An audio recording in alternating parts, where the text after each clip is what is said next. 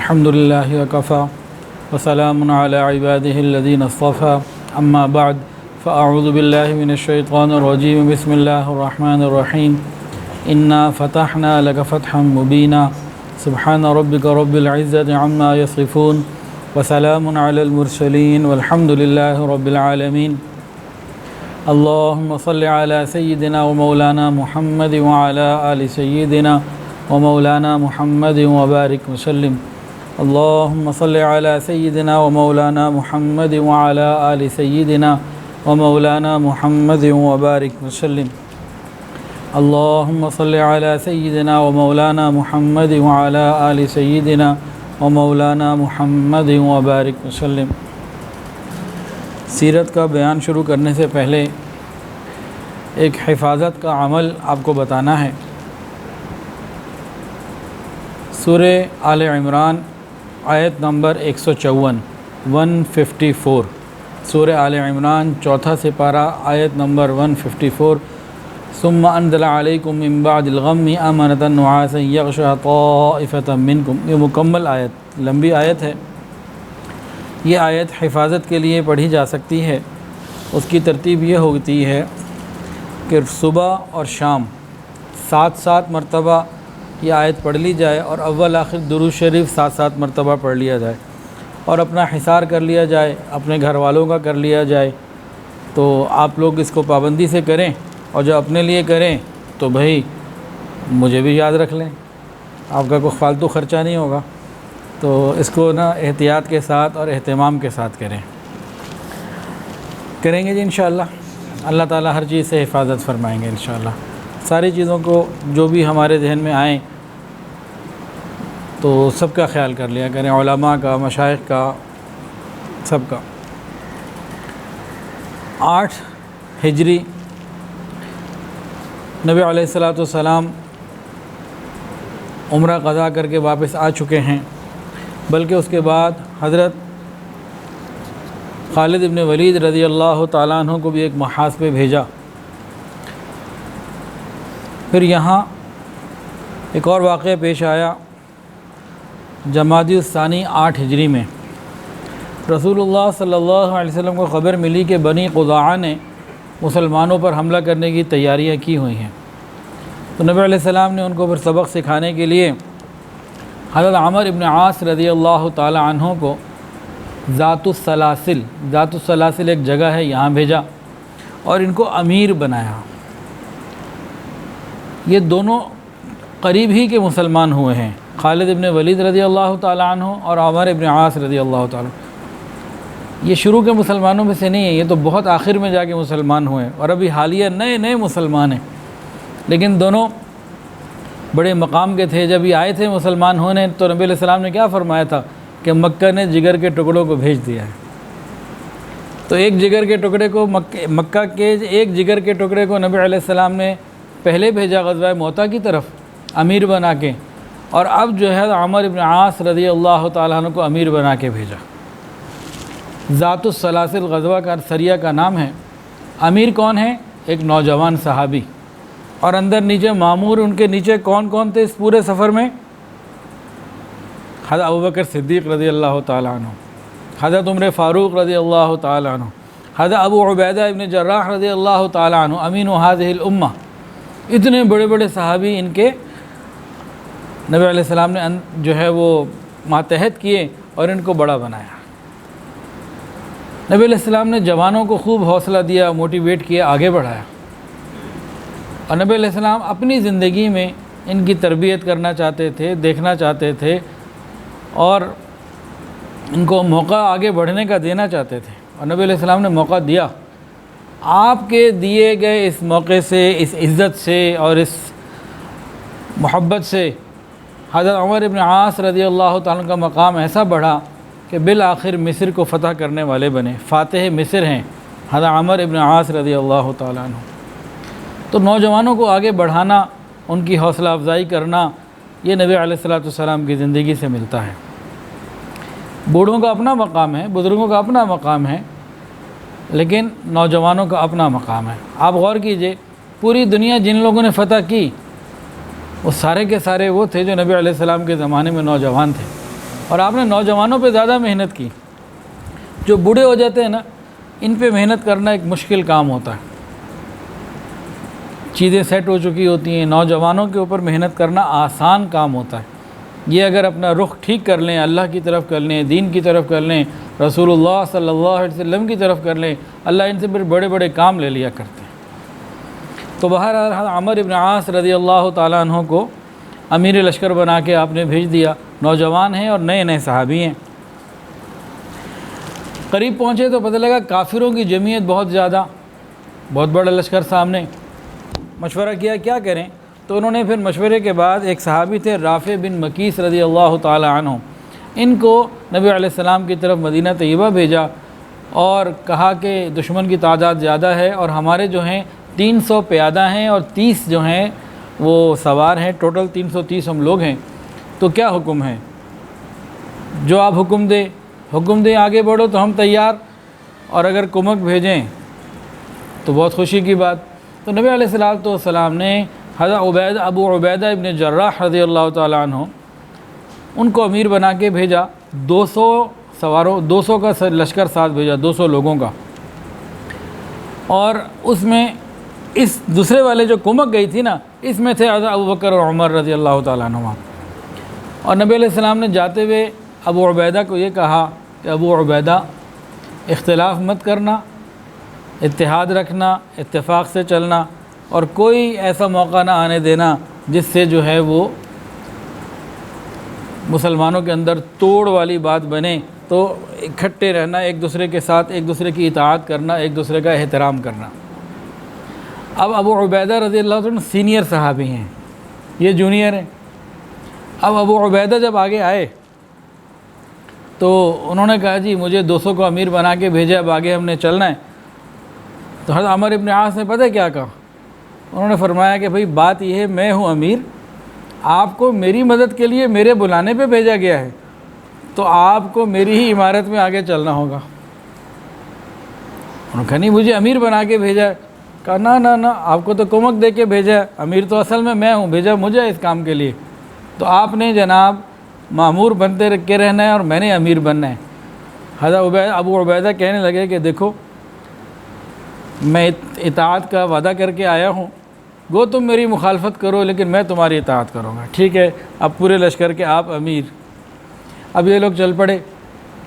اس پورے سفر میں ایک جگہ ایسا ہوا کہ جب یہ شمالی علاقے کی طرف بڑھے، یا کون سے علاقے، سردی شدید.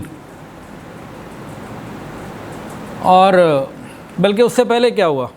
اس سے پہلے یہ ہوا کہ نماز کا وقت آیا، عمرو بن عاص رضی اللہ تعالیٰ عنہ مصلی پہ کھڑے ہو گئے.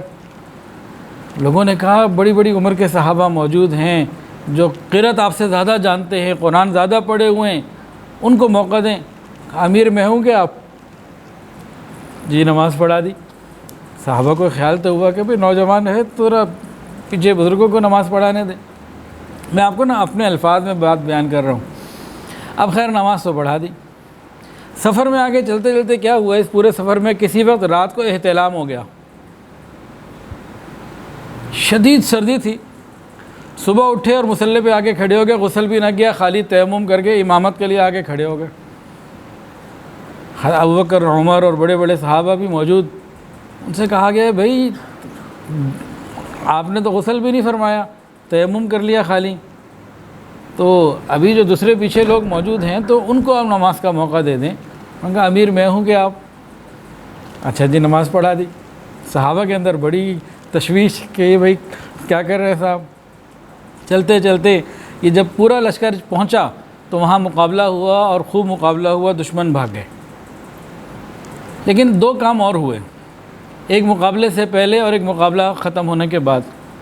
مقابلے سے پہلے کیا ہوا، شدید سرد رات تھی، اندھیرا تھا، اور صحابہ آئے عمرو بن عاص کے پاس، حضرت ہمیں اجازت دیں ہم آگ جلا لیں، گرمی ہو جائے. انہوں نے کہا بالکل نہیں. کوئی جلا رہا تھا تو اس کو بند بھی کروا دی ہوگی، آگ جلانے کی اجازت نہیں دی. تو صحابہ بڑے حیران کہ بھئی اتنی سردی میں بھی آگ جلانے کی امیر صاحب اجازت نہیں دے رہے. پھر اگلے دن جب لڑائی ہوئی، لڑائی میں مسلمانوں کو فتح ہوئی. اب ایک مشورہ ہوا تعاقب کیا جائے، تو انہوں نے تعاقب سے بھی روک دیا کہ نہیں، پورا لشکر تعاقب پہ نہیں جائے گا. تو صحابہ نے کہا تعاقب کرنا چاہیے، انہوں نے کہا نہیں کرنا چاہیے، نہیں کرنا میرا حکم ہے، امیر میں ہوں کیا اب خیر اسی طرح فتح حاصل کر کے نبی علیہ الصلوۃ والسلام کے پاس یہ پورا لشکر بخیر و عافیت مدینہ طیبہ پہنچ گیا۔ اب صحابہ نے تو نبی علیہ السلام کو جا کے عرض کی جناب یہ تو نوجوان کسی کی سنتے ہی نہیں ہے، پہلے تو نماز خود آگے پڑھائی، پورے لشکر کے امیر بنے، پھر جناب تیمم کے ساتھ ہی پڑھا دی، اور جناب ہم نے کہا آگ جلانے تو آگ نہ جلانے دیں، ہم نے کہا جی تعاقب کرنے تو تعاقب نہ کرنے دیں، اور پیچھے بڑے بڑے صحابہ جس میں ابو عبیدہ بھی ہیں، عمر بھی ہیں، ابو بکر رضی اللہ تعالیٰ عنہم، اتنے بڑے بڑے صحابہ ہیں، انہوں نے تو کسی کی نہ مانی۔ نبی علیہ السلام نے بلا لیا کہ بھئی یہ باتیں کہ بھئی آپ مصلی پہ کیوں کھڑے ہو گئے؟ یا رسول اللہ امیر تو آپ نے مجھے بنایا تھا نا۔ نبی علیہ السلام نے فرمایا بات تو ٹھیک ہے۔ پوچھا بھئی آپ نے تیمم کر کے نماز پڑھا دی، غسل بھی نہ کیا؟ تو انہوں نے عرض کیا یا رسول اللہ، اللہ نے فرمایا وَلَا تَقْتُلُوا أَنفُسَكُمْ إِنَّ اللَّهَ كَانَ بِكُمْ رَحِيمًا۔ آپ ہی کی مبارک زبان سے ہم نے اللہ کا حکم سنا ہے کہ اللہ فرماتے ہیں اپنی جان کو ہلاکت میں نہ ڈالو۔ یا رسول اللہ سردی اتنی تھی، پانی اتنا ٹھنڈا تھا، اگر میں اس سے غسل کر لیتا میں تو مر جاتا، تو اس لیے تیمم کیا۔ جب تیمم کر کے پاک ہو گیا تو پھر نماز تو اس لیے پڑھانی تھی کہ امیر میں تھا۔ فرمایا بات ٹھیک۔ پھر پوچھا کہ بھئی یہ کہتے ہیں رات کو آگ نہیں جلانے دی کہ یا رسول اللہ اس رات مسئلہ یہ تھا کہ مجھے جاسوسوں نے خبر لا کے دی تھی کہ دشمن انتہائی قریب ہے، اگر ہم آگ جلا لیتے تو ہماری تعداد کا اور لوکیشن کا اس کو اندازہ ہو جاتا، تو ہماری ہی حفاظت کے پیش نظر میں نے اس کو منع کیا آگ جلانے کو۔ نبی علیہ السلام نے فرمایا یہ بات بھی ٹھیک ہے، جواب بالکل ٹھیک ہے، میں تعاقب کیوں نہ کیا جب سب کا مشورہ آ رہا تھا جاتے ہی پیچھے کہ یا رسول اللہ مجھے جاسوسوں نے یہ بھی اطلاع دی تھی کہ ان کی بھی کمک پیچھے سے آ رہی ہے، آپ نے جس کام کے لیے بھیجا تھا وہ پورا ہو گیا، اب یہ شکست خوردہ جا رہے تھے، بھاگتے ہوئے ان کو بھی خراب کرتے، ہم آگے جاتے اور تو دوبارہ ایک مقابلے کی صورت بنتی، تو میں نے اس سے پھر اجتناب کیا اور واپسی کا رخ اختیار کیا۔ تو نبی علیہ السلام نے فرمایا کہ بات یہ بھی ٹھیک ہے۔ تو بہرحال امیر کے ساتھ اللہ تعالیٰ کی ایک مدد ہوتی ہے، اور ید اللہ علی الجماعہ۔ اس کے بعد ماہ رجب 8 ہجری میں ایک اور غزوہ پیش آیا جس میں بہت عجیب و غریب حالات پیش آئے، اور یہ بڑا مشہور غزوہ ہے اور فضائل اعمال کے اندر بھی اس کا ذکر موجود۔ حضرت ابو عبیدہ بن جراح رضی اللہ تعالی عنہ، ان کو نبی علیہ السلام نے اب امیر بنا کے بھیجا۔ پچھلی دفعہ تو کومک کا امیر بنایا تھا، وہ امیر بن گئے، اب نبی علیہ السلام نے آگے ان کو بھیجا کہ چلو ان کے بھی جو ہے نا وہ حوصلہ افزائی ہوتی رہے۔ یہ سب معاملات ہوتے ہیں جو نفسیات کو لے کے چل رہے ہوتے ہیں۔ نبی علیہ السلام نے لوگوں کی، ساتھیوں کی نفسیات کو بہت جو ہے نا بہت خوبصورت طریقے سے لے کے ہینڈل کیا ہے، تو جو بڑے ہوتے ہیں ان کو اس طریقے سے ڈیل کرنا چاہیے۔ خیر ابو عبیدہ رضی اللہ تعالیٰ عنہ کو نبی علیہ السلام نے 300 آدمیوں پر امیر جو ہے وہ بنایا، اور سیف البحر، ساحل بحر کی طرف کا ایک قبیلہ تھا جہینہ، ادھر روانہ کیا۔ اب اس میں جابر ابن عبداللہ بھی تھے اور عمر ابن خطاب بھی تھے رضی اللہ تعالیٰ عنہما اس لشکر کے اندر۔ یہ سفر روانہ ہوا، نبی علیہ السلام نے روانہ ہوتے وقت ایک روایت میں کہ 1 تھیلا کھجوروں کا، اور کسی میں کہ 2 تھیلے کھجوروں کے آپ نے ابو عبیدہ کو دے دیے، یہ لوگ چل پڑے۔ شروع میں تو کچھ کھجوریں سب کو مل جاتی ہیں، چند مل جاتی ہیں ایک دن میں، جب شارٹیج ہو گئی نا تو آپ نے کوٹا سسٹم بنا دیا، روزانہ کی 1 کھجور ایک آدمی کو ملتی۔ پیدل سفر، لمبا سفر، اور 24 گھنٹے میں کھانا کیا؟ 1 کھجور، باقی پانی۔ ایک صحابی نے بعد میں پوچھا کہ اس 1 کھجور سے کیا آپ کو ہوتا تھا، اس سے کیا ہوتا ہوگا، اس سے بھی کچھ فائدہ ہوتا ہوگا؟ کہنے لگے اس 1 کی قدر بھی اس وقت آئی جب روز 1 بھی نہ ملتی تھی۔ تو خیر یہ لوگ چلے، 1 کھجور ملتی رہی، پھر وہ بھی ختم ہو گیا کہ روز 1 دے سکیں۔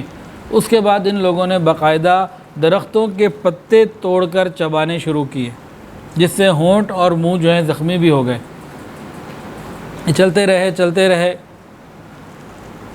یہ اللہ کی شان، ایک بھوک سے بہت زیادہ بے نڈھال تھے اور بےتاب تھے، بہت کمزور ہو گئے تھے، سفر کی تھکان، پھر غذا کا پورا نہ ملنا، وطن سے دوری، تو یہ سارے معاملات میں بہت زیادہ وہ کمزوری سب کے اندر آ چکی تھی۔ یہ ساحل سمندر سے گزر رہے تھے، اللہ تعالیٰ نے ایک بہت بڑا تحفہ ان لوگوں کو دیا، ان کی قربانیوں کے اوپر اللہ نے مہربانی فرمائی۔ ایک بہت بڑی مچھلی باہر نکل آئی، خود ہی عنبر اس کا نام، صحابہ کرام نے اس کو جناب گوشت کو کاٹا اور کھانا شروع کر دیا. 18 دن تک وہ مچھلی کھاتے رہے, مچھلی کا گوشت کھاتے رہے. کہتے ہیں بالکل صحیح, تندرست, چست اور توانا ہو گئے. جو قوت چلی گئی تھی ساری واپس آ گئی, ہم بالکل ٹھیک ہو گئے. مچھلی بہت بڑی تھی. حضرت ابو عبیدہ ابن جراح رضی اللہ تعالیٰ عنہ نے مچھلی کا سائز ناپنے کے لیے کام کیا. لشکر کا جو سب سے لمبا آدمی تھا نا, اونچا قد میں, ان کو بلایا, وہ آ گئے.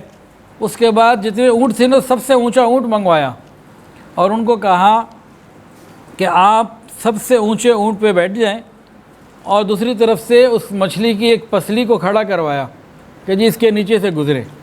وہ لمبے قد کے صحابی لمبے اونٹ پر بیٹھ کر اس مچھلی کی پسلی کے اندر سے گزر گئے اور ان کا سر اوپر نہیں ٹکرایا. اتنی بڑی وہ مچھلی تھی, اللہ کا انعام تھا. اب صحابہ نے چلتے ہوئے کچھ گوشت ساتھ بھی رکھ لیا. اب یہ لوگ خیر مدینہ طیبہ آ گئے. جب مدینہ طیبہ پہنچے تو نبی علیہ السلام کو عرض کیا, یا رسول اللہ, پہلے یہ حالات تھے, آپ کا دیا ہوا توشہ ختم ہو گیا, پھر پتے چبانے پڑے, پھر بہت حالات نازک ہو گئے. اللہ تعالیٰ نے ایسے مدد کی اور جناب ایسے رزق آیا کہ ہم 18 دن تو کھاتے رہے وہاں پہ, طبیعت سب بحال. اس کے بعد اب ادھر آ گئے. تو نبی علیہ السلام نے پوچھا, کیا اس مچھلی کا کچھ گوشت بچا ہوا موجود ہے, کچھ ساتھ بھی ہے, بھی موجود ہے؟ انہوں نے کہا یا رسول اللہ بالکل موجود ہے. فرمایا کہ پھر ہمیں بھی کھلاؤ. پھر نبی علیہ السلام نے اس مچھلی کا گوشت استعمال فرمایا, کھایا. یہ اللہ تعالیٰ کا انعام ہوتا ہے جو محنت کرنے کے اوپر اللہ تعالیٰ عطا فرما دیتے ہیں.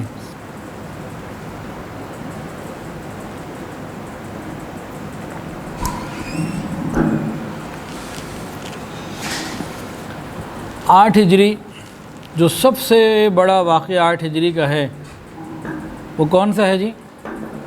فتح مکہ. یہ سب سے بڑی فتح تھی.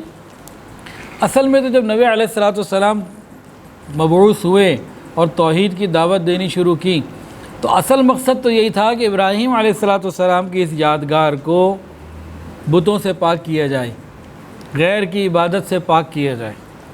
لیکن کتنا عرصہ لگا؟ 13 اور 8 21 سال. 13 سال مکے کے اور 8 سال یہ مدینے کے. 21 سال کے بعد یہ موقع آیا کہ حضرت ابراہیم علیہ السلام کی بنائی ہوئی جگہ کو حضور صلی اللہ علیہ وسلم نے شرک سے پاک کیا. واقعہ کیا ہوا؟ صلح حدیبیہ آپ کو یاد ہوگا کہ یہ جو وقت چل رہا ہے 8 ہجری کا, یہ والا وقت, یہ معاہدے کا وقت ہے.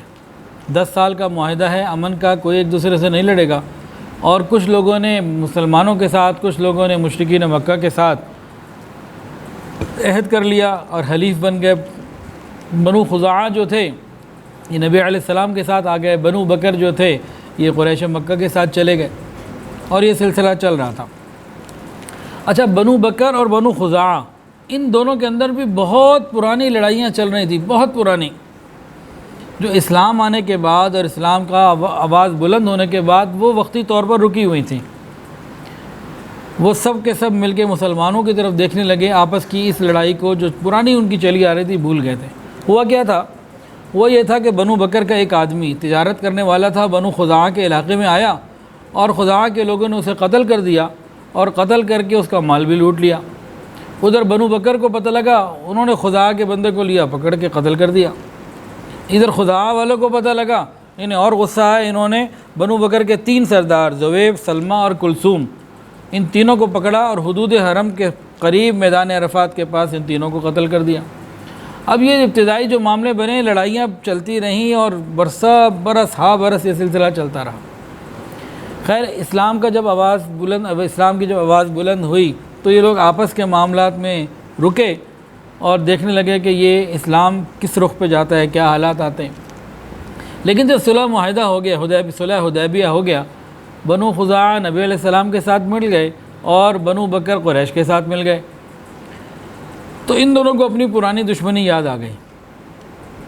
اور پھر بنو بکر جو قریش کا حلیف تھا نا, اس نے پھر بنو خزاعہ کے اوپر رات کے وقت میں شب خون مارا. یہ لوگ ایک چشمہ جس کا نام تھا وتیر, سو رہے تھے وہاں پہ, رات کے وقت شب خون مارا اور ان کو قتل کیا. وہ لوگ وہاں سے بھاگے اور مکہ مکرمہ کی حدود میں حرم مکہ میں داخل ہوئے, اور وہاں ان کا بنو خزاعہ کا ایک سردار تھا بدیل بن ورع, اس کے گھر بھی گئے. لیکن اہل مکہ قریش مکہ ان کے ساتھ بنو بکر کے ساتھ مل گئے۔ وہ سمجھتے تھے کہ شاید ہماری ان باتوں کی خبر نبی علیہ السلام کو نہیں ملے گی۔ ان لوگوں نے واسطے بھی دیے تمہیں اللہ کا واسطہ، انہوں نے کہا آج اللہ ہے ہی کوئی نہیں، آج کوئی خدا نہیں ہے۔ اور ان لوگوں نے مل کر کئی ایسے لوگ تھے کفار کے، جس میں صفوان بن امیہ، شیبہ بن عثمان، سہیل بن عمر، حویطہ بن عبد العزیٰ اور مکرز بن حفص، انہوں نے پوشیدہ طور پر چھپ کے بنو بکر کی مدد کی، اسلحہ بھی دیا، لوگ بھی دیے اور قتل و غارت گری میں پورا ساتھ دیا۔ اور ٹوٹل 20 لوگ جو ہیں بنو خزاعہ کے، اس طرح ان لوگوں نے، قریش نے اور بنو بکر نے مل کے وطیر کی طرف اور حرم مکہ کے اندر ملا کے قتل کر دیے اور ان کو لوٹا بھی۔ اور یہ خیال تھا کہ مسئلہ ہی کوئی نہیں ہے۔ خیر رات میں تو یہ کارروائی کر دی، جب دن چڑھا تو عقل آئی، کہنے لگے اوہو یہ تو بڑا غلط ہو گیا، نبی علیہ السلام کو خبر ملے گی تو یہ تو معاملہ، ہم نے تو صلح حدیبیہ کی کھلی خلاف ورزی کر دی۔ تو ان لوگوں نے اگلے دن سوچا کہ نبی علیہ السلام کے پاس کوئی خبر بھیجنی چاہیے اور اس معاہدے کو ذرا بہتر کرنا چاہیے۔ یہ لوگ سوچتے رہے، سمجھتے رہے کہ کچھ ایسا کرنا چاہیے اس معاملے میں رہے، تو ان کو ندامت ہوئی اور سمجھ گئے کہ یہ عہد شکنی جو ہے یہ ہم نے اپنی غلطی سے توڑی۔ اتنی بات ان کو سمجھ میں آ گئی۔ ادھر بنو خزاعہ کا جو سردار تھا عامر ابن سالم خزاعی، یہ 40 لوگوں کے ساتھ نبی علیہ السلام کی خدمت میں حاضر ہوئے اور آ کے کہا کہ جس طرح ہمارا آپ کا معاہدہ ہے، ہمارے باپ دادا کا آپ کے دادا عبد المطلب کے ساتھ معاہدہ تھا، یعنی ہم پرانے آپ کے حلیف ہیں، کوئی نئی بات نہیں ہے۔ اور کہا کہ قریش کے لوگوں نے ہم پر شب خون مارا جب کہ ہم لوگ رکوع اور سجدے میں تھے، ان میں سے بعض لوگ مسلمان بھی تھے، اس طرف اشارہ ہے۔ اور کہا کہ ان لوگوں نے ہمارے ساتھ بدعہدی کی اور ہم لوگ ہمیشہ سے آپ کے مطیع اور فرما بردار رہیں اور کبھی ہم نے آپ کی نافرمانی نہیں کی۔ ہمیں امید ہے ہمارے اس ظلم کے اوپر آپ ہماری مدد فرمائیں گے اور اپنے جانثاروں کو ہمارے لیے بھیجیں گے۔ آپ ہماری فوراً مدد فرمائیے اور اللہ تعالیٰ کے جو خاص لوگ ہیں آپ کے صحابہ، ان کو ہم جو ہے ہماری مدد کے لیے بھیجیے، اور ایسے نہ بھیجیے کہ صرف انہی کو بھیج دیجیے، بلکہ خود بنفس نفیس آپ ساتھ ان کے چلیے اور ہماری بھرپور مدد کیجیے اور ہمارے ساتھ ہماری داد رسی کیجیے، ہمارا خیال کیجیے، اور لشکر بھی ایسا ساتھ لیجیے جو دریا کی طرح جھاگ مارتا ہو، یعنی مکمل تعداد کے ساتھ پورے زور کے ساتھ چلیں۔ نبی علیہ السلام نے اس سے پوچھا بھئی معاملہ کیا ہوا؟ تو بتایا گیا کہ بھئی اس طریقے سے ہمارے ساتھ یہ معاملہ ہوا۔ پھر پوچھا کہ بنو بکر پورا قبیلہ ساتھ تھا یا اس قبیلے کی کوئی خاص شاخ ساتھ تھی؟ فرمایا کہ پورا قبیلہ نہیں، بنو بکر کی شاخ بنو نفاسہ جو تھی وہ تھی، اور بنو بکر کا سردار نوفل تھا، یہ لوگ تھے۔ تو نبی علیہ السلام لشکر واپس چلا گیا۔ نبی علیہ السلام نے اپنا ایک قاصد قریش مکہ کی طرف بھیجا اور 3 باتوں کا ان کو کہا کہ 3 میں سے ایک اختیار کر لو، 3 میں سے کوئی ایک بات اختیار کر لو، یا تو ان سارے لوگوں کا خون بہا دے دو، دیت دے دو، معاملہ مکمل، یا پھر بنو بکر کو پورے کو یا اس خاص شاخ کو جس نے یہ حرکت کی ہے اس کو اپنے سے الگ کرو اور اعلان کر دو کہ ہم جانیں وہ جانیں، ان کو الگ کر دو، یا پھر سیدھا معاہدہ حدیبیہ کے معاہدے کو ہی ختم سمجھو، پھر ختم کر دو۔ پھر یہ 3 باتیں ہیں، کون سی بات اختیار کرتے ہو؟ قاصد آیا، قریش مکہ نادم تو ہوئے تھے لیکن عقل ٹھکانے نہیں آئی تھی، کہنے لگے کہ بھئی دیت تو ہم نہیں دیتے اور ان کے ساتھ ہم علیحدگی بھی نہیں کرتے، ان کو اپنے سے الگ بھی نہیں کرتے۔ ہاں تیسری بات کہ صلح حدیبیہ کا جو معاہدہ ہے اس کو فسخ کرنا، ختم کرنا، یہ ہم کرتے ہیں۔ تو قریش کی طرف سے قرطہ ابن عمر نے جواب دیا کہ ہم لوگ صلح حدیبیہ کے معاہدے کو ختم کرتے ہیں، ختم۔ مسلمانوں کا جو قاصد تھا یہ خبر لے کے، یہ بات کر کے، سن کے واپس نبی علیہ السلام کی طرف چل پڑا۔ لیکن قاصد روانہ ہونے کے بعد اب ان کو بڑی شرمندگی ہوئی، بڑا مسئلہ بنا، یہ سوچنے لگے کہ بھئی کیا کریں۔ تو چند دنوں کے بعد انہوں نے حضرت ابو سفیان رضی اللہ تعالیٰ جو مسلمان نہیں تھے ان کو بھیجا کہ جائیں آپ معاہدے کے اندر مضبوطی اور کروا کے آئیں، معاہدے کی مدت اور بڑھائیں اور تجدید معاہدہ کر کے آئیں۔ اللہ اکبر کبیرہ۔ اب یہ ابو سفیان کا یہاں آنا، کئی عجیب اس میں باتیں ہیں۔ اب یہ مکہ مکرمہ سے روانہ ہوئے مدینہ طیبہ کے لیے، ابھی چلے ہی تھے، ادھر نبی علیہ الصلوۃ والسلام نے صحابہ کرام کو خبر دے دی کہ ابو سفیان مکہ سے چلا ہے معاہدے کو مضبوط کرنے اور مدت معاہدے کو بڑھانے۔ صحابہ کو اللہ نے، نبی علیہ السلام نے پہلے ہی خبر دے دی۔ ادھر ابو سفیان جب مکہ مکرمہ سے روانہ ہوئے تو مقام عصفان پر جو ہے نا بدیل ابن ورقہ خزاعی سے ملاقات ہوئی۔ سلام دعا کے بعد پوچھا بھی کدھر سے آ رہے ہو؟ بدیل نے کہا بس میں ادھر ہی گیا تھا کہیں پیچھے وادی میں، اور یہ کہہ کے وہ اپنے مکہ کی طرف روانہ ہو گئے۔ ابو سفیان کے دل میں آیا کہ لگتا ہے کہ یہ مدینہ سے ہو کر آئے ہیں اور ہماری پوری شکایت اور ساری کارروائی وہاں اطلاع پہنچ گئی ہے۔ پھر انہوں نے کیا کیا؟ انہوں نے وہی کیا جو پہلے ایک دفعہ کیا تھا بدر کے موقع پہ، جب یہ قافلہ لے کے قافلے کو دوسرے سمندری راستے سے نکال کے مکہ لے گئے تھے، اس وقت بھی انہوں نے وہ کام کیا تھا، آج بھی وہی کام کیا۔ کون سا کام؟ کہ جہاں بدیل ابن ورقہ کی اونٹنی بیٹھی تھی نا، تو وہاں اونٹنی کی جو لید تھی اس کو کھولا، اور کھولا تو اس کے اندر گٹھلیاں ملی کھجور کی۔ انہوں نے کہا یہ مدینہ والے ہی اونٹ کو کھجور کھلاتے ہیں، اور لوگ تو اتنی افورڈ نہیں کر سکتے کہ اتنی کھجور ہوتی نہیں، مدینہ میں تو وافر ہوتی تھی، تو انہوں نے کہا یہ مدینہ سے ہی آیا ہے۔ اب ان کو اندازہ ہو گیا کہ بھئی ہماری باتیں ساری تفصیل کے ساتھ بنی خزاعہ والوں نے جا کے پوری پہنچا دی ہیں، اور ہماری جتنی بھی بدعہدی تھی نبی علیہ الصلوۃ والسلام کے سامنے پوری کھل چکی ہے۔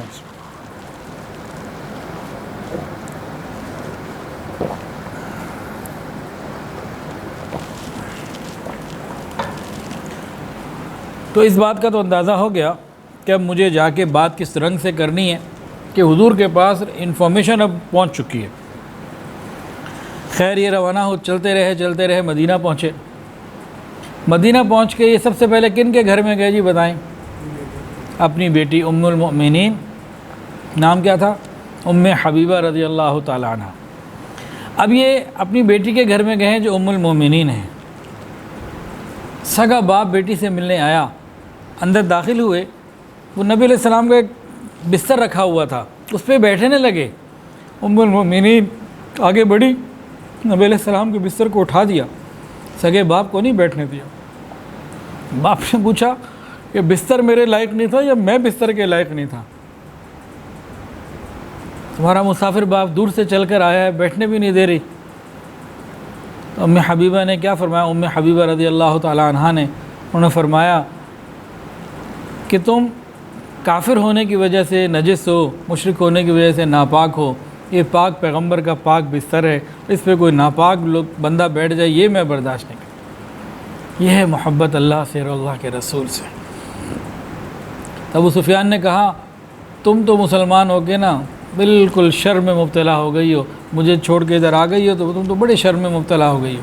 انہوں نے کہا نہیں، میں شر میں مبتلا نہیں ہوئی، میں کفر کے اندھیرے سے نکل کر ایمان کے نور اور روشنی میں آ چکی ہوں۔ مجھے تو افسوس آپ کے اوپر ہے کہ آپ اتنے ذہین عقل مند قریش کے سردار ہوتے ہوئے ان بتوں کو پوچھتے ہیں، ان سے مانگتے ہیں جو نہ کسی کی سنتے ہیں، نہ کچھ کر سکتے ہیں، نہ دیکھتے ہیں کیا کر سکتے ہیں وہ۔ مجھے تو آپ کے عقل کے اوپر حیرت ہے۔ خیر یہاں سے نکلے، نبی علیہ الصلوۃ والسلام کی طرف آئے۔ اس وقت نبی علیہ الصلوۃ والسلام مسجد نبوی شریف میں موجود تھے، صحابہ بھی موجود تھے۔ ابو سفیان آئے، قریب ہوئے اور آ کے کہا کہ میں مدت معاہدہ بڑھانے کے لیے آتا ہوں اور تجدید معاہدے کے لیے آ رہا ہوں۔ رسول اللہ صلی اللہ علیہ وسلم خاموش رہے اور آپ نے اعراض فرمائے، کوئی جواب نہیں دیا۔ نبی علیہ السلام نے اعراض فرمایا تو یہ انہوں نے سوچا اور کیا کریں۔ اس کے بعد یہ گئے حضرت ابو بکر صدیق رضی اللہ تعالیٰ عنہ کے پاس اور جا کے کہا ابو بکر آپ ہی کچھ کریں، نبی علیہ السلام سے میری سفارش کریں۔ انہوں نے کہا نا میں تو کچھ نہیں کر سکتا، بالکل منع کر دیا۔ اس کے بعد حضرت عمر فاروق رضی اللہ تعالیٰ عنہ کے پاس گئے، کہا عمر آپ کو معلوم ہے کہ میں قاصد ہوں، خبر لے کر آیا ہوں، معاہدہ صلح کا بڑھانا چاہتا ہوں، اور نبی علیہ السلام نے کوئی بات نہیں کی، آپ ذرا میری مدد فرمائیں۔ انہوں نے کہا اللہ اکبر، میں تمہاری مدد کروں؟ اگر پوری دنیا میں کوئی اور نہ ہو تم سے لڑنے کے لیے تو میں بھی تم سے لڑنے کے لیے تیار ہوں، تم تو ابھی قاصد ہو، لڑنا نہیں ہے، ورنہ میں تو یہ سوچ رکھتا ہوں کہ موقع ملے تو پھر لڑائی ہوگی۔ اب یہ یہاں سے تو انہوں نے دیکھا کہ بہت غصے میں ہیں، چپکے سے بالکل نکل آئے۔ اس کے بعد یہ حضرت علی رضی اللہ تعالیٰ عنہ کے گھر میں گئے۔ جس وقت گھر پہنچے نا بی بی فاطمہ بھی موجود اور حضرت حسن بھی موجود، 5-6 سالوں سے حضرت حسن کی عمر ہو گئی۔ اب جا کے حضرت علی کو کہا کہ بھئی آپ میری مدد کریں۔ انہوں نے کہا کیسے ہو سکتا ہے، نبی علیہ الصلوۃ والسلام کے ارادے اور مرضی کے خلاف تو کوئی بات نہیں ہو سکتی، میں یہ تو یہ نہیں کر سکتا۔ انہوں نے کہا جی آپ ہمارے اتنے قریبی رشتہ دار ہیں، اتنے ہمارے حق ہیں، اب ساری باتیں یاد آ رہی ہیں۔ انہوں نے کہا بھی میں کچھ نہیں کر سکتا۔ ادھر بھی ناکام ہوئے۔ اب حضرت فاطمہ کو کہا کہ فاطمہ اس بچے سے کہہ دو کہ یہ اٹھ کے اعلان کر دے کہ میں نے مکے والوں کو امان دی، ہم اس کو عرب کا سردار بنا دیں گے۔ بی بی فاطمہ نے فرمایا کہ دیکھو چھوٹا بچہ، یہ بڑوں کا کام ہوتا ہے امان دینا، اور دوسری بات نبی علیہ الصلوۃ والسلام کی مرضی اور رضا کے خلاف تو کوئی کام کر ہی نہیں سکتا۔ اب جو ہر طرف سے ناکامی ہو گئی نا، کہیں دال نہ گلی، اب ابو سفیان نے حضرت علی سے پوچھا اچھا بھائی کوئی اور راستہ ہی بتاؤ، کوئی اب آیا ہوں گھر میں مہمان ہوں مسافر ہوں، کچھ تو بتاؤ کیا کروں۔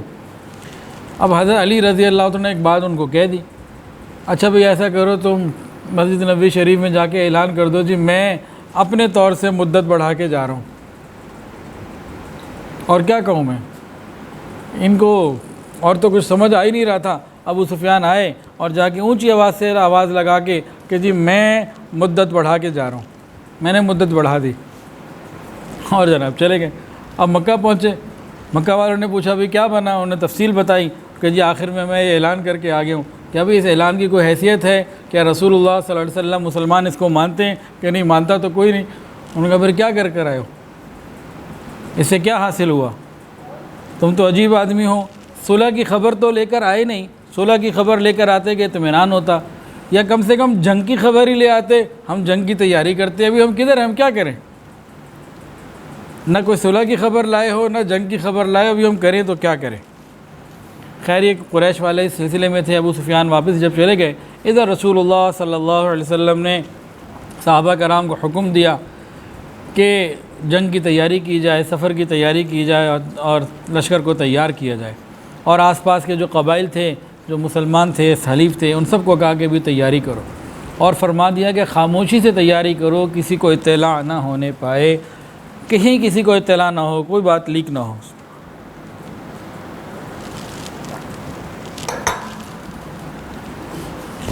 اب یہاں ایک واقعہ پیش آیا، ایک صحابی تھے جو بدریین میں سے ہیں، اصحاب بدر میں سے ہیں، حاطب ابن ابی بلتع رضی اللہ تعالیٰ عنہ۔ انہوں نے مسلمانوں کی اس خفیہ تیاری کی خبر کا ایک خط لکھا، اور ایک عورت سارہ آئی ہوئی تھی مکے سے مدینہ، وہاں حالات اس کے خراب تھے تو کچھ مدد مانگنے آئی ہوئی تھی، اس کو دیا، اس کو کہا جا کے یہ جو مکے کے سردار ہیں نا ان کو جا کے دے دینا۔ تو یہ چل پڑی۔ مکے کے وہ سردار تھے سہیل ابن عمر، صفوان ابن امیہ اور اکرمہ ابن ابی جہل، کہ بھئی ان کو جا کے میرا یہ خط دے دو۔ وہ خط لے کے روانہ ہو گئی۔ ادھر اللہ رب العزت کی طرف سے وحی آئی، نبی علیہ الصلوۃ والسلام کو اطلاع ہو گئی کہ حاطب ابن ابی بلتع نے اس طرح خط لکھ کے بھیجا ہے۔ پھر نبی علیہ السلام نے چند صحابہ کو بلایا، حضرت علی رضی اللہ تعالیٰ عنہ، مقداد رضی اللہ تعالیٰ عنہ، حضرت زبیر رضی اللہ تعالیٰ عنہ، ان کو کہا کہ دیکھو تیزی کے ساتھ جاؤ، ایک عورت کے پاس حاطب کا خط ہے، ہماری تیاریوں کی اطلاع مکہ والوں کو دی جا رہی ہے، اور وہ عورت تمہیں روضہ خاک کے مقام پر ملے گی، اور تم جاؤ اس سے وہ خط لے کر آؤ۔ اب انہوں نے جناب گھوڑے دوڑائے اور تیزی کے ساتھ اپنا سفر جلدی جلدی طے کرتے ہوئے عین اسی جگہ جہاں رسول اللہ صلی اللہ علیہ وسلم نے فرمایا تھا کہ وہ عورت تمہیں وہاں ملے گی، وہ وہیں ملی۔ اس کو کہا خط دے دو۔ نے کہا میرے پاس خط ہی کوئی نہیں، میرے پاس کچھ نہیں۔ نے کہا تیرے پاس ہے، ہمارے پاس رپورٹ نبی علیہ السلام کی بتائی ہوئی بات ہے، وہ غلط نہیں ہو سکتی، ہے تمہارے پاس؟ نے کہا سامان کی تلاشی لے لو، میرے پاس کچھ نہیں۔ اب انہوں نے سارے سامان کی تلاشی لے لی، اونٹ کی ہر چیز کی جو سامان تھا، خط نہ ملے۔ اب یہ حیران ہو رہے ہیں کہ خط کدھر گیا، خط تو ہے ہی نہیں۔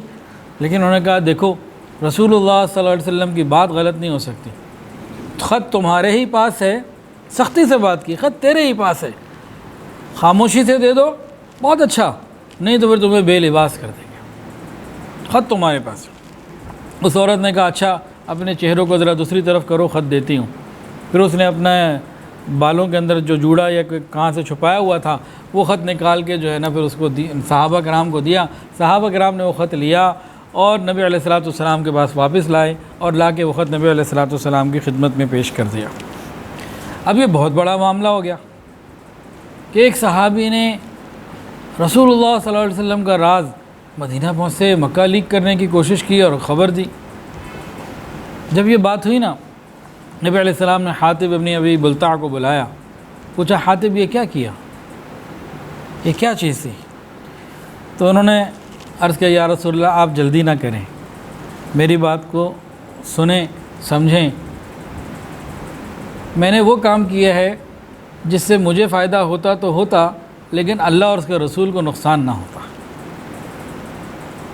جو ان کا خط کا مضمون ہے نا، ابھی سناتا ہوں پڑھ کے، وہ بھی یہی تھا کہ جی میں نے اس لیے کیا ہے کہ میرے کچھ رشتہ دار گھر والے جو ہیں، میرے جو گھر والے ہیں وہ مکہ میں ہیں، اور مکہ میں میرا کوئی رشتہ دار نہیں۔ یہ باقی جتنے مہاجرین ہیں نا، کسی نہ کسی کا کوئی قرابت دار، کوئی تایا چاچا پھپھا کوئی نہ کوئی ملتا ہے، تو ہو سکتا ہے کہ وہ رشتہ داری کا خیال کر کے ان کے بچوں کا خیال کر لیں، بیوی بچوں کا۔ میرا تو ادھر کوئی ہے ہی نہیں، تو میرے دل میں یہ تھا اللہ نے تو مدد کرنی آپ ہی کی ہے، آپ اکیلے بھی جائیں گے کوئی اور نہیں بھی جائے گا تو مکہ آپ کا ہے، فتح آپ کی ہے، لیکن میرے دل میں یہ تھا کہ شاید میرے اس خط کی وجہ سے کوئی میرا وہ خیال کر لیتے۔ یہ حاطب ابن ابی بلتع رضی اللہ عنہ کی ذاتی رائے تھی، لیکن قرآن مجید میں سورہ ممتحنہ میں اللہ نے کھول کھول کے بتا دیا کہ وہ اس کا بھی کبھی خیال نہیں کریں گے۔ اس کی تفصیلات کو وہاں پڑھنا چاہے سورہ ممتحنہ میں پڑھ لے۔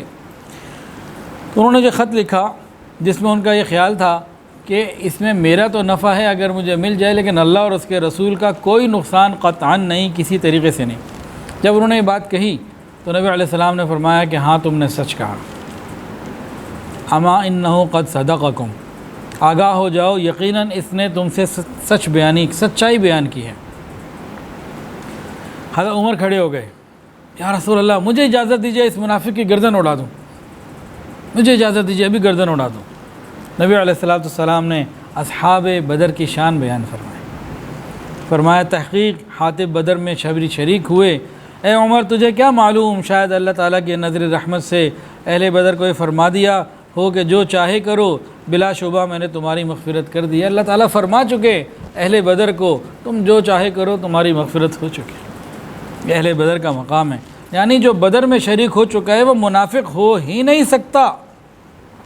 کہ بدر میں کیا تھا، باپ سامنے آیا یا بیٹا سامنے آیا یا ماموں سامنے آیا یا کوئی رشتہ دار سامنے آیا، بھائی سامنے آیا، کسی چیز کی کوئی پرواہ نہ کی، بس اللہ اور اس کے رسول کے لیے ایک اخلاص کی انتہا تھی۔ تو اہل بدر میں سے تو کوئی منافق ہو ہی نہیں سکتا، اور اللہ نے خود فرمایا، نبی علیہ السلام نے فرمایا تھی اعملوا ما شئتم، اللہ فرماتے ہیں جو چاہے کرو۔ اس جو چاہے کرو سے مراد ایسا نہیں ہے کہ ان کو کوئی گناہ کرنے کا پرمٹ مل گیا، اجازت مل گئی، مطلب یہ تھا کہ یہ ایسے لوگ ہیں کہ ان سے گناہ کی امید ہی نہیں، اگر ہو جائے گا تو توبہ طائب ہو جائیں گے۔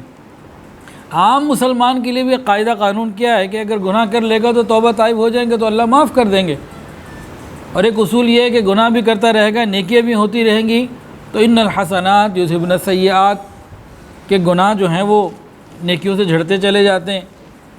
تو جو عام مومنین کے لیے یہ ہے، تو اہل بدر کی تو شان بہت بلند ہے۔ اور کسی نے کیا خوب کہا، اگر دوست سے کسی وقت کوئی غلطی ہو جائے تو اس کے گزشتہ کارنامے 1000 سفارشی بن کر کھڑے ہو جاتے ہیں۔ اگر دوست سے کوئی غلطی ہو جائے تو اس کے گزشتہ کارنامے 1000 سفارشی بن کے راستے میں کھڑے ہو جاتے ہیں۔ تو پرانی زندگی ساری چیزوں کو بھی دیکھا جاتا ہے۔ تو نبی علیہ السلام نے جب ان کو یہ کہا اور سب کے سامنے پوچھا، اور سب ان کے لیے یہی بہت تھا، شریف آدمیوں کے لیے اتنا ہی بہت ہوتا ہے، ان کو لاتے اور جوتے کی کوئی ضرورت نہیں ہوتی، یہی بہت ہوتا ہے کہ مجھ سے بلایا گیا، مجھ سے بات پرس ہوئی، مجھ سے پوچھا گیا، ان کی ندامت کے لیے، ان کی رجوع کے لیے یہی بہت کچھ ہوتا ہے۔ تو نبی علیہ السلام کا یہ ان سے پوچھنا، ان کا جواب دینا، اور اس کے بعد زندگی بھر اگلی جو ان کی زندگی تھی اس کے اندر کبھی کسی قسم کی ان سے ایسی کوئی بات نہیں ہوئی جو ایمان کے معمولی سے بھی تقاضے کے خلاف ہو، اور دین کے اوپر ہی وہ چلتے رہے، زندگی ایسے انہوں نے گزاری۔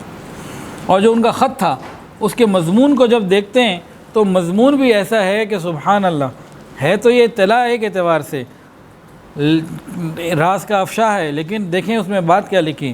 انہوں نے لکھا، اے گروہ قریش، اے قریش کے لوگوں، رسول اللہ صلی اللہ علیہ وسلم رات کی مانند تم پر ایک ہولناک لشکر لے کر آنے والے ہیں جو سیلاب کی طرح بہتا ہوگا۔ خدا کی قسم اگر رسول اللہ صلی اللہ علیہ وسلم بغیر لشکر کے اکیلے بھی تشریف لے جائیں تو اللہ تعالیٰ آپ کی مدد ضرور فرمائے گا، اور فتح کا جو وعدہ اللہ نے آپ سے کیا ہے وہ ضرور پورا کرے گا، یعنی آپ کی کامیابی لشکر کی تعداد پر موقوف نہیں، پس تم اپنے انجام کو سوچ لو، والسلام۔ تو یہ خط تھا، جس خط کے اندر بھی ساری وضاحت یہ موجود ہے کہ وہ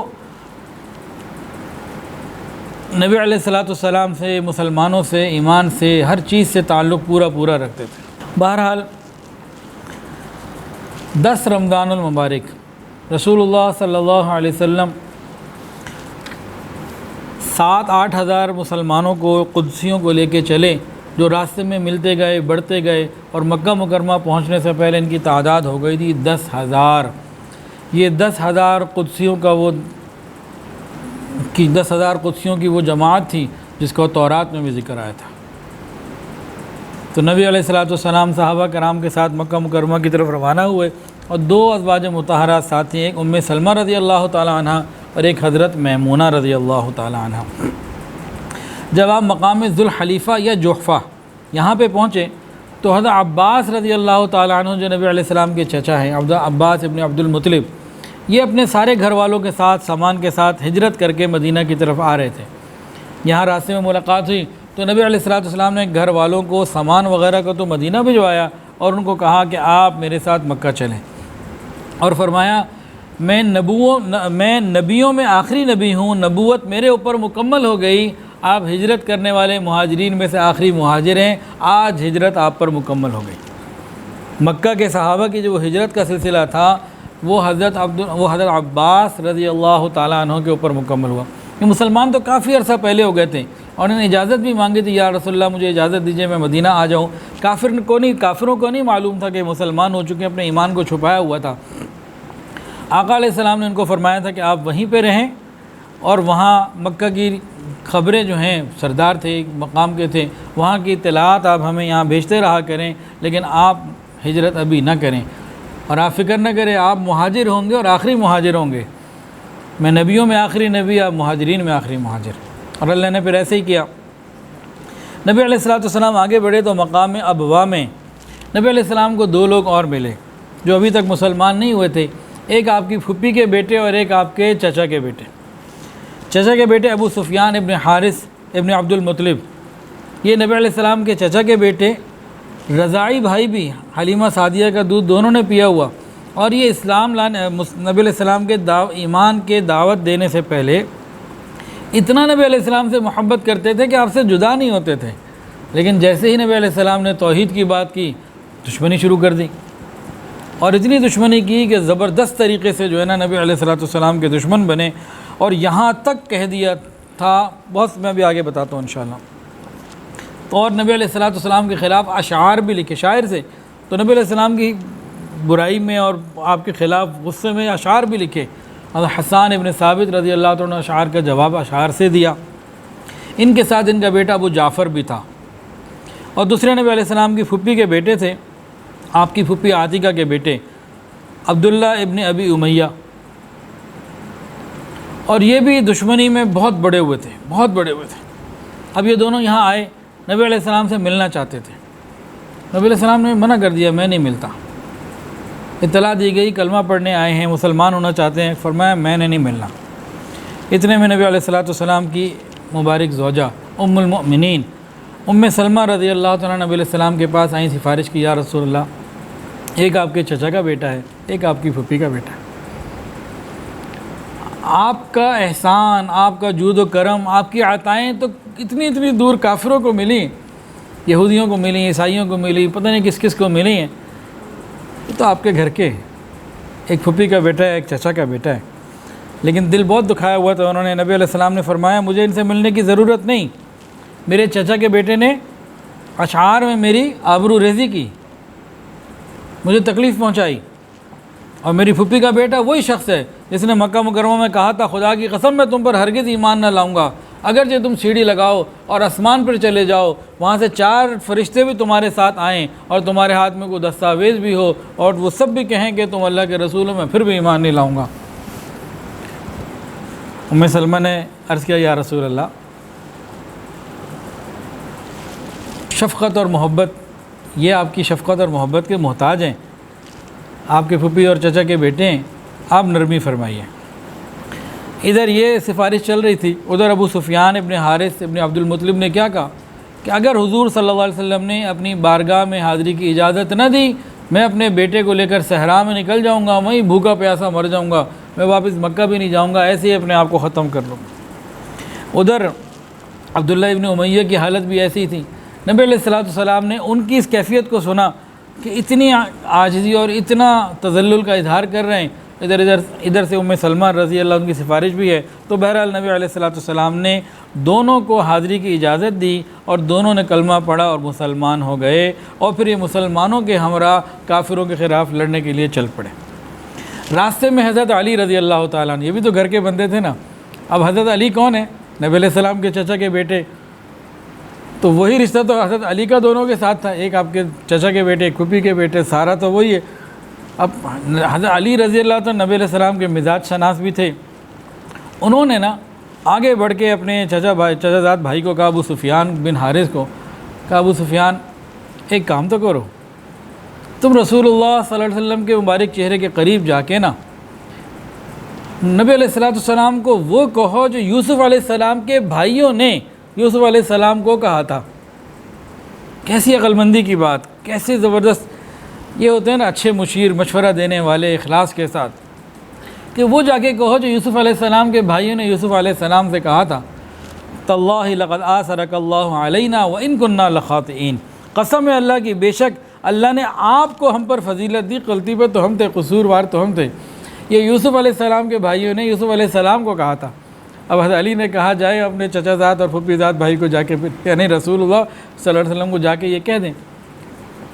اب قرآن کے اپنے اثرات ہوتے ہیں، پھر نبی علیہ السلام کی اپنی طبیعت تو معاف کرنے کی ہے نا۔ اب جب انہوں نے آگے کہا نا تاللہ لقد آثرک اللہ علینا وان کنا لخاطئین، تو نبی علیہ السلام نے کیا فرمایا؟ نبی علیہ السلام کو وہ فرمایا گیا جو یوسف علیہ السلام کے بھائیوں نے یوسف علیہ السلام کو کہا، اور نبی علیہ السلام نے اپنے ان دونوں بھائیوں کو وہ کہا جو یوسف علیہ السلام نے اپنے بھائیوں کو کہا تھا۔ کیا؟ لا تثریب علیکم اليوم یغفر اللہ لکم وہو ارحم الراحمین، آج تم پر کوئی گناہ نہیں ہے، ملامت نہیں ہے، اللہ تمہارا قصور معاف کرے، وہ بڑا مہربان ہے، مہربانوں سے بھی مہربان ہے۔ اللہ اکبر کبیرہ۔ اس واقعے سے کیا ہوا؟ ان آیات کے ایک دوسرے کے سننے سنانے سے دلوں کے اندر کوئی بھی بات تھی بالکل صاف ہو گئی، اور دل ایک دوسرے کے لیے وہ محبتیں جو پہلے تھیں اس سے زیادہ ایمان کی نسبت سے اللہ تعالیٰ نے عطا فرما دیں۔ اور کہا یہ جاتا ہے کہ ساری زندگی اس کے بعد یہ دونوں بھائی جو تھے نبی علیہ السلام کے سامنے جب ہوتے تو آنکھیں جھکی ہوتی تھیں، اور آنکھ اٹھا کے چہرے مبارک کو حیا کی وجہ سے دیکھ نہیں سکے۔ دونوں بھائی سے مراد پھوپھی زاد اور چچا زاد بھائی۔ نبی علیہ السلام پھر ان کو ساتھ لے کے مکہ کی طرف چل رہے تھے، سفر تھا، پیدل بھی، گرمی بھی شدید، روزے تھے رمضان کے تو روزہ رکھا ہوا تھا، لیکن نبی علیہ السلام نے صحابہ کی آسانی کی خاطر ایک جگہ مقام پہ رک کے آپ مقام قدید کے اوپر رک کے آپ نے روزہ توڑ دیا، اور صحابہ کرام نے بھی روزہ توڑ دیا۔ جب سفر ایسا ہونا کہ مشقت بہت زیادہ ہو تو پھر روزہ نہ رکھنے کی گنجائش ہے، لیکن آسانی والا سفر ہو تو روزہ رکھنا افضل ہے، کیونکہ خود قرآن میں کہ تم اگر روزہ رکھو وان تصوموا خیر لکم، روزہ رکھنا بہرحال نہ رکھنے سے بہتر ہے۔ لیکن ایسا سفر گرمی شدید پیدل، تو اس میں روزہ رکھنا یہ تکلیف کا ذریعہ ہو سکتا ہے، اور پھر سفر بھی جہاد کا۔ اگر کسی کو یہ وسوسہ گزرے کہ جی روزہ رکھنے میں ان کو ثواب زیادہ ہوتا تو یہ بیچارے کا وسوسہ ہوگا۔ وہ جہاد کے سفر پہ تھے، ان کا 7 قدم چلنا 7ویں آسمان تک پہنچنا تھا۔ ان کی باتیں کچھ اور ہیں، ان کے معاملات کچھ اور ہیں۔ ہم اپنے آپ سے کبھی بھی ان کا مقابلہ نہ کریں، ہم کر ہی نہیں سکتے، کوئی مقابلہ ہے ہی نہیں دور تک۔ تو ان کے 7 قدم بھی 7ویں آسمان تک ہی پہنچنے والی بات ہے کہ اللہ تعالیٰ نے ان کو اتنا مقام عطا فرمایا تھا۔ تو بہرحال یہ لوگ مکہ کی طرف بڑھ رہے تھے، اور انشاءاللہ جب مکہ کے قریب پہنچ گئے اس کے بعد کے واقعات اگلی بدھ کو زندگی رہی تو انشاءاللہ تعالیٰ جو ہیں وہ پیش کیے جائیں گے. اللہ تعالیٰ قبول فرمائے. ایک اعلان ہے جو بہت ضروری ہے کہ جو پیر آ رہی ہیں نا 12 جولائی، پیر والے دن 12 جولائی کو انشاءاللہ حضرت جی دامت برکاتہ العالیہ تشریف لا رہے ہیں. افتتاح بخاری شریف کا پہلا سبق انشاءاللہ حضرت دیں گے. بخاری شریف کا پہلا سبق طالبات کو، مردوں کے لیے بھی انتظام ہے اور عورتوں کے لیے بھی انتظام ہے. وقت ہے شام 4 بجے سے لے کے 5:30 بجے تک. پورے پروگرام کا جو وقت ہے شام کو 4 بجے سے لے کے 5:30 بجے تک. 12 جولائی پیر کا دن 2021 اور مقام ہے Le Grand Chalet Hall 14A1 Peco road township Lahore, جہاں مستقل الحمدللہ پروگرام ہوتے ہیں. وہی جگہ ہے تو بھئی خود بھی آئیں، اوروں کو بھی زیادہ سے زیادہ پیغام دیں. انشاءاللہ اللہ تعالیٰ خیر کا معاملہ فرمائیں گے. ورکنگ ڈے بھی ہے، ورکنگ آور بھی ہے، لیکن بہرحال اللہ والوں کی صحبت یہ انشاءاللہ ہمارے لیے بہت برکتوں کا اور خیر کا ذریعہ بنے گی، تو اس کی ہمیں فکر کرنی چاہیے. حضرت جی انشاءاللہ جنگ سے تشریف لائیں گے. ہم نے تو لاہور ہی سے آنا ہے، تو ہمارا گھر کہیں دور بھی ہو لاہور کے اندر ہی ہوگا نا. جنگ کی نسبت تو قریب ہوگا. وہ جنگ سے تشریف لا رہے ہیں تو ہم اس کی فکر کریں اور شوق کے ساتھ، پابندی کے ساتھ، توجہ کے ساتھ حاضری بھی دیں، اوروں کو بھی لے کر آئیں. وآخر دعوانا ان الحمدللہ رب العالمین. ویڈیو کے نیچے سبسکرائب کے بٹن پہ کلک کریں، بیل کے آئیکن پہ کلک کیجئے تاکہ ہر نئی ویڈیو کی نوٹیفیکیشن آپ کو مل جائے.